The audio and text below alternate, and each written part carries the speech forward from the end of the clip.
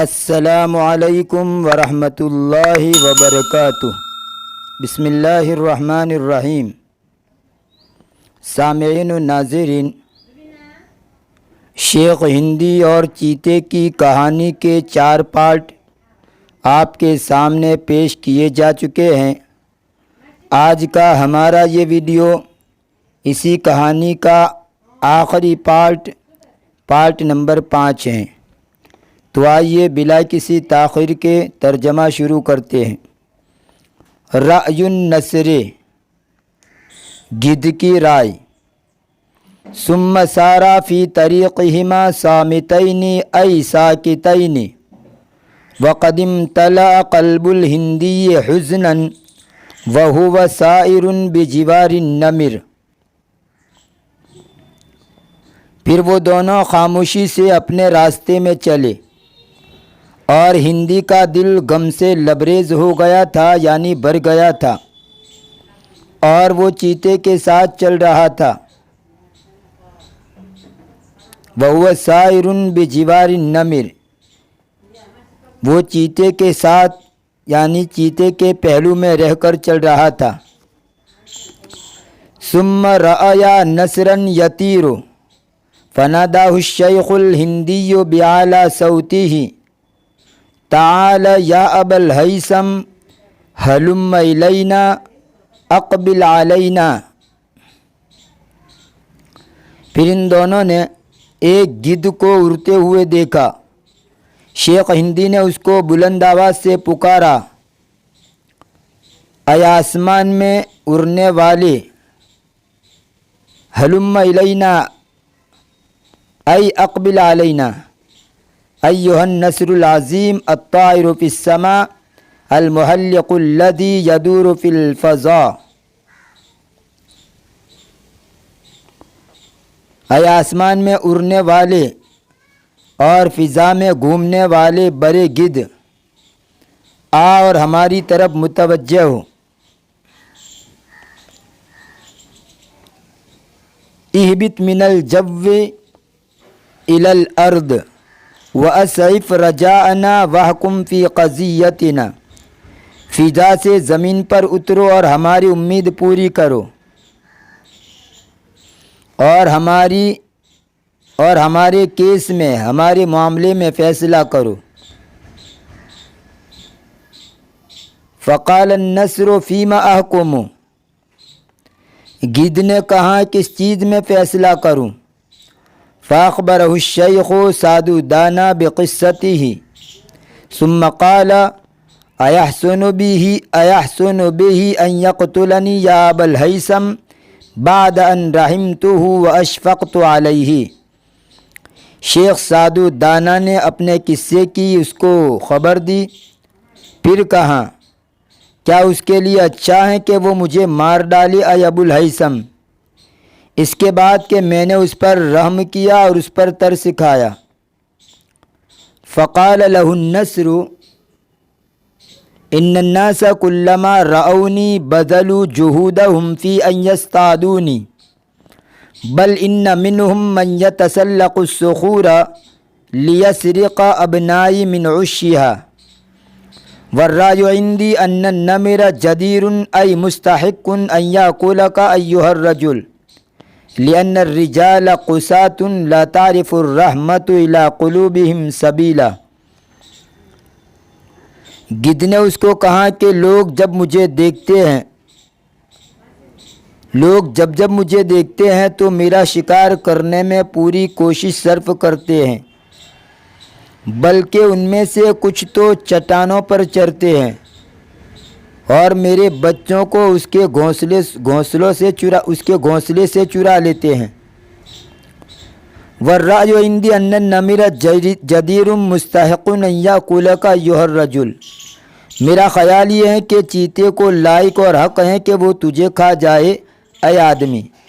لأن الرجال قساة لا تعرف الرحمة إلى قلوبهم سبیلا، اس لیے کہ آدمی سنگ دل اور پتھر صفت ہوتے ہیں، ان کے دلوں میں رحم کا نام و نشان نہیں ہے۔ قساتن یہ قاسن کی جمع، قسا یقسو کا معنی سخت ہونا، اسی سے اس میں فاعل کا صیغہ ہے قاسن اور اس کی جمع ہے قساتن، یعنی سنگ دل، پتھر جیسے دل والا، جس کے اندر کسی کے بارے میں رحم نہ ہو، ترس نہ ہو۔ رأی التمساح، مگرمچھ کی رائے۔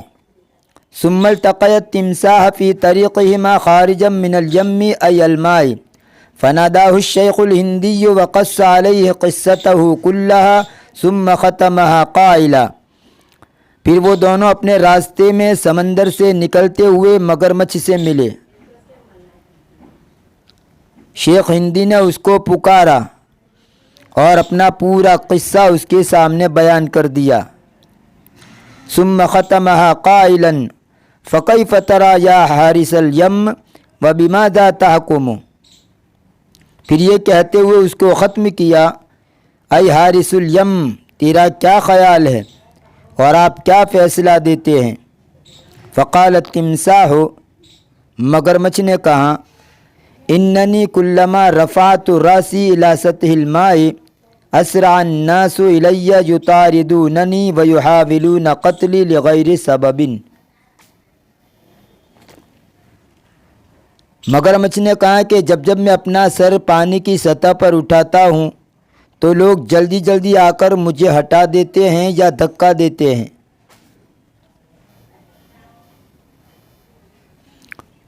اور بلا وجہ مجھے مار ڈالنے کی کوشش کرتے ہیں۔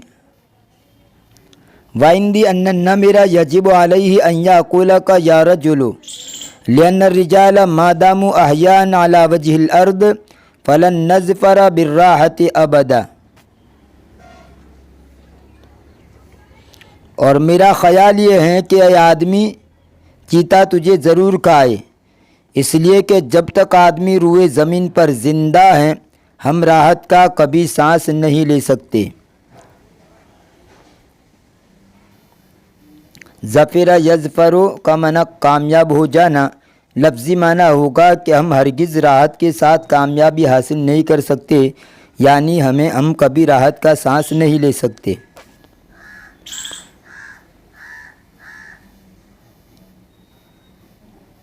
الفصل الثالث ابن آوا۔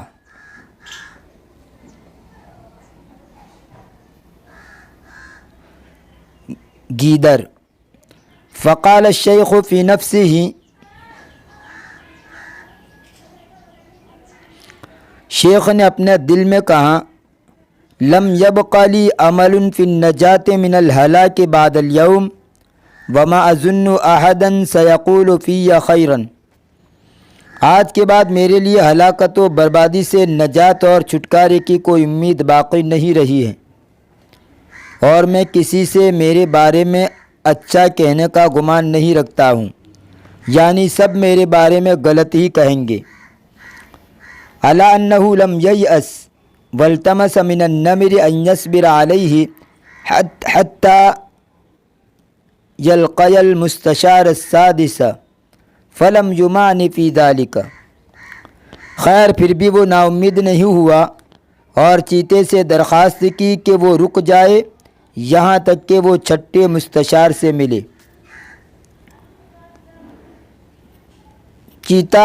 چیتے نے اس میں رکاوٹ نہیں ڈالی، یعنی کہا کہ ٹھیک ہے۔ ولما سارا خطوات قلیلة وجدا فی الطریق ابن آوا فقص علیہ الشیخ الہندی قصته مع النمر ثم قال له فماذا ترى یا سیدی واینا علی حق یا ابا وائل، اور جب وہ دونوں کچھ قدم چلے تو راستے میں ایک گیدڑ ملا۔ ہندی نے چیتے کے ساتھ پیش آیا ہوا اپنا قصہ بیان کیا۔ ثم قال له، پھر اس کو کہا، فماذا ترى یا سیدی واینا علی حق یا ابا وائل، اے میرے آقا آپ کا کیا خیال ہے، اے ابو وائل ہم میں سے کون حق پر ہیں؟ فقال ابن آوا لا استطيع ان احكم في هذه القضية قبل ان ارى المكان الذي وقعت فيه حوادثها، میں اس جگہ کو دیکھے بغیر جس میں یہ واقعہ پیش آیا فیصلہ نہیں کر سکتا۔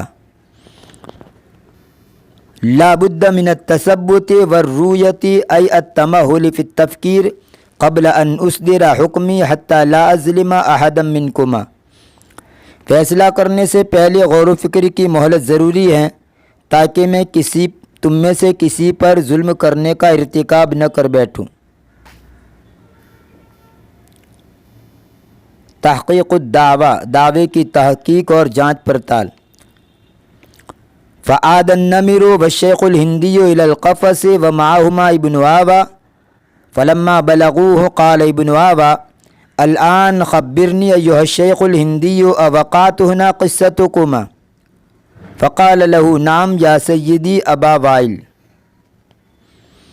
چیتا اور ہندی اپنے ساتھ گیدڑ کو لے کر پنجرے کی طرف لوٹے. جب وہ وہاں پہنچے تو گیدڑ نے کہا کہ ہندی شیخ اب مجھے بتاؤ کہ کیا تمہارا واقعہ یہاں پیش آیا ہے؟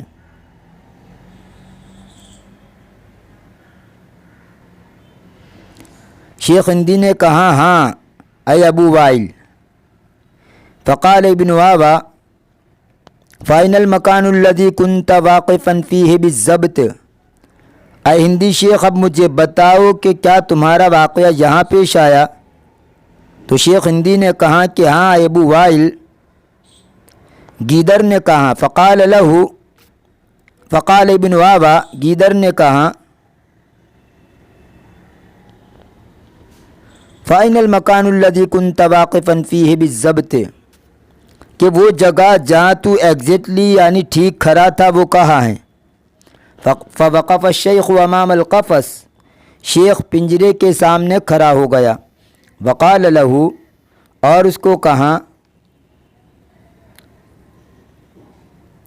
ہنا یا سید القاضی، کہ قاضی صاحب یہاں.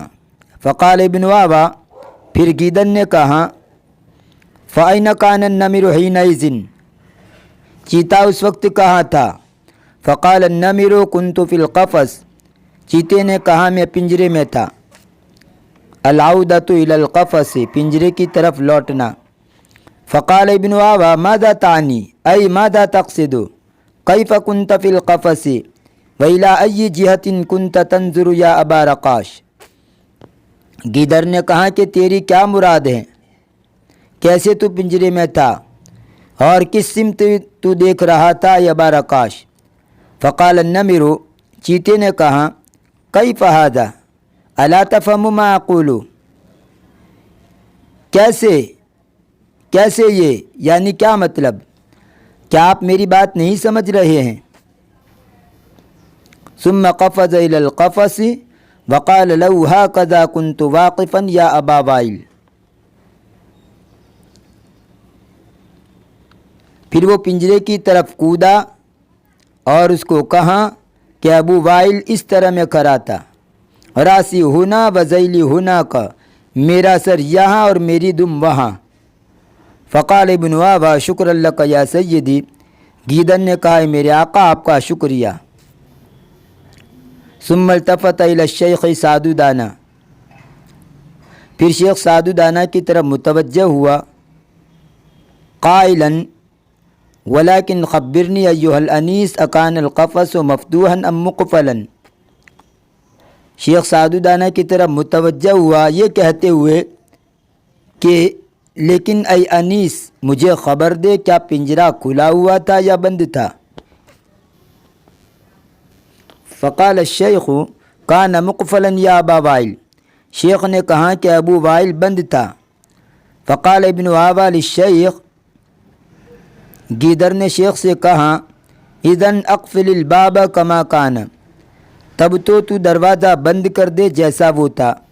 خاتمۃ القصۃ، قصے کا اینڈ خاتمہ.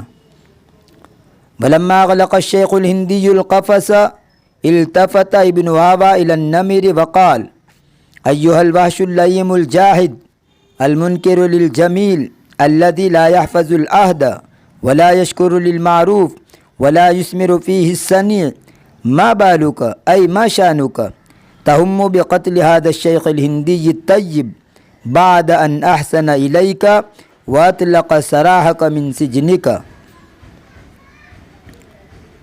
اور جب شیخ ہندی نے پنجرہ بند کر دیا تو گیدڑ چیتے کی طرف متوجہ ہوا اور کہا کہ اے احسان فراموش کمینے وحشی، جو عہد کا لحاظ نہیں کرتا اور احسان کا شکر ادا نہیں کرتا اور احسان جس میں کوئی اثر نہیں کرتا، تجھے کیا ہو گیا ہے کہ تو اس نیک دل ہندی شیخ کے قتل کرنے کا ارادہ کرتا ہے، جبکہ اس نے تیرے ساتھ حسن سلوک کیا اور تجھے تیرے قید سے چھٹکارا دیا۔ الیس لدیک غیر القتل من جزاء تجزیہ بہ علی احسانہ، کیا تیرے پاس قتل کے سوا کوئی اور بدلہ نہیں ہے جس کے ذریعے تو اس کو اس کے احسان کا بدلہ دے؟ فامکث فی سجنک بقیۃ حیاتک فلن یخرجک منہ احد مرۃ اخری، تو تیری قید میں بقیہ زندگی ٹھہرا رہے، ہرگز دوسری مرتبہ تجھ کو کوئی بھی اس قید سے نہیں نکالے گا۔ ثم التفت الی سعدون قائلا وانت ایھا الصدیق الہندی الکریم سر فی طریقک، پھر وہ سادو دانا کی طرف متوجہ ہوئے، یہ کہتے ہوئے متوجہ ہوا کہ اے کریم ہندی دوست، تو اپنے راستے پر چلا جا، ولا تصنع المعروف فی غیر اہلہ، اور جو بلائی کرنے کا اہل نہ ہو اس کے ساتھ بلائی مت کر۔ فشکر الہندی لابن آبا حکمتہ وذکاءہ ثم ودعہ وسار فی طریقہ مبتہجا محبورا ای فرحان مسرورا حتی وصل الی مدینۃ بنارس۔ ہندی نے گیدڑ کا اس کی حکمت و ذکاوت یعنی ہوشیاری پر شکر ادا کیا، پھر اس کو خیر بات کہا، الوداع کہا اور خوشی خوشی اپنے راستے میں چلا یہاں تک کہ بنارس شہر پہنچ گیا۔ یہ تھا اس کہانی کا آخری پارٹ نمبر 5۔ انشاءاللہ آنے والی ویڈیو کے اندر ہم کسی اور قصے کو آپ کے سامنے پیش کریں گے، تب تک کے لیے انتظار کیجیے۔ فی امان اللہ، الی اللقاء۔